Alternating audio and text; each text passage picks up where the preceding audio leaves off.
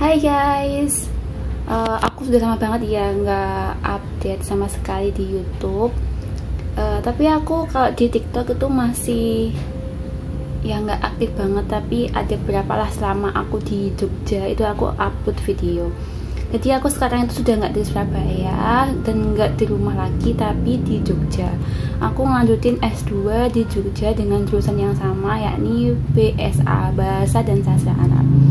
Jadi aku juga bingung ya mau bikin video apa kali ini, tapi aku ingin sharing ke kalian gimana sih rasanya kuliah di Jogja, yang awalnya di Surabaya kemudian di Jogja, apakah culture shock atau gimana gitu ya. Jadi alasanku kenapa aku nggak update, pertama karena ternyata di sini itu apa ya, S2-nya itu lebih wow gitu loh, tugasnya itu lebih wow. Jadi aku nggak sempet untuk bikin video yang kayak tentang apapun lah, itu aku nggak sempet. Kemudian yang kedua itu pondoknya di sini. Oh ya, jadi aku di sini tuh pondoknya di Jogja itu lebih ketat daripada di Surabaya. Pasti kalian tahu ya, Pondok Al Jihad itu kan ya itu pondok yang gede lah. Nah itu kan di sana itu walaupun masih bisalah keluar malam dengan menggunakan sepeda motor kalau ada perlu ya. Tapi kalau di sini itu terakhir pulang kayak ada kegiatan itu maghrib. Jadi jam 6 itu semuanya sudah harus sampai di pondok, itu wajib.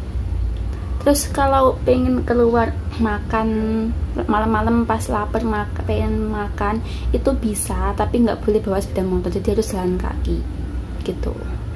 Jadi bener-bener ketat di sini dan kegiatannya tuh banyak banget. Jadi aku bener-bener nggak sempat bikin video, sibuk mengerjakan tugas kuliah dan juga sibuk dengan aktivitas pondok di sini. Itu aku shock banget. Kedua, aku tuh di sini tuh sempat sakit seminggu. Ini lucu banget. Jadi ya aku culture shockku tuh ada di tugas-tugas. Jadi waktu S1 itu aku nggak pernah sama sekali satupun izin sakit ataupun izin karena ada keperluan.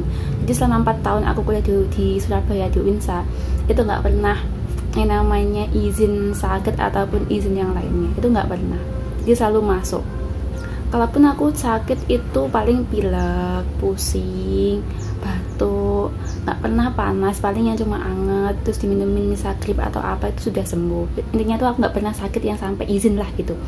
Nah di sini itu baru masuk seminggu, jadi baru masuk minggu pertama. Minggu keduanya tuh aku udah sakit. Lucu kan? Jadi minggu kedua itu aku sudah sakit dan nggak masuk sama seminggu. Jadi minggu kedua itu aku sama sekali nggak masuk izin karena sakit. Dan ini tuh benar-benar sakit panas yang panas banget. Aku kan nggak pernah mimisan ya selama hidupku, sama aku hidup ini 22 tahun itu aku nggak pernah mimisan. Nah kemarin itu aku panasnya tuh panas banget sampai mimisan. Mungkin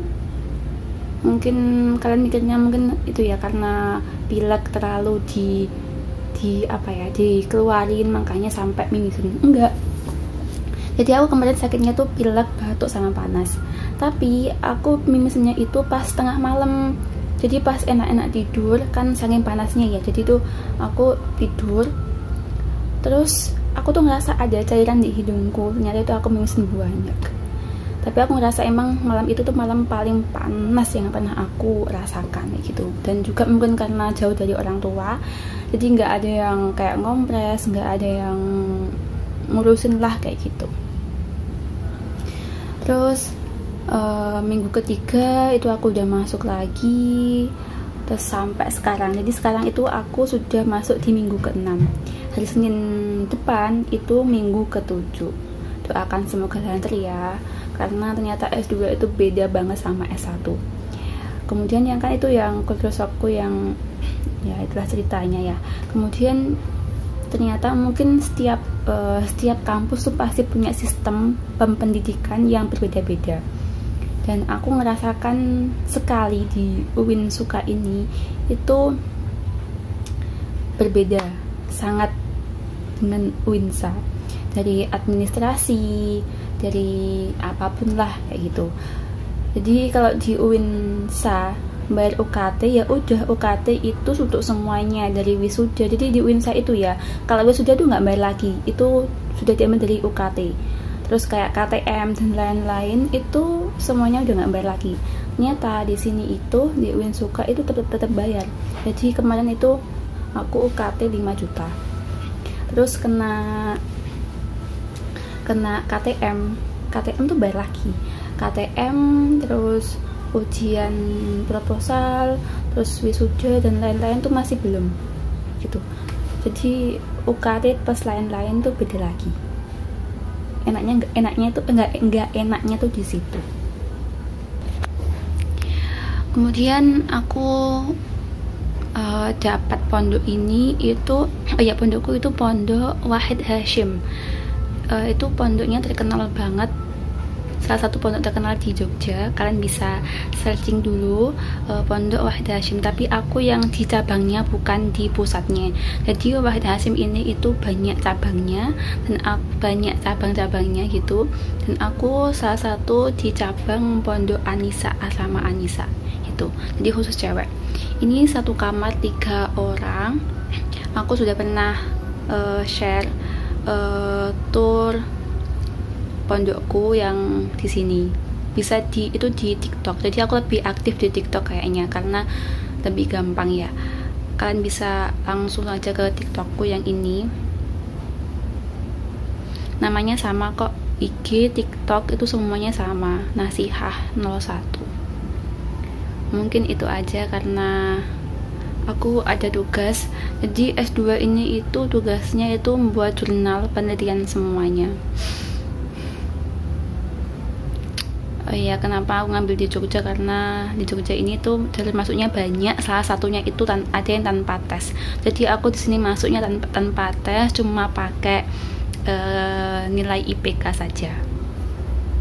Siapa yang mau ke Jogja dengan tanpa tes cuma pakai IPK tok?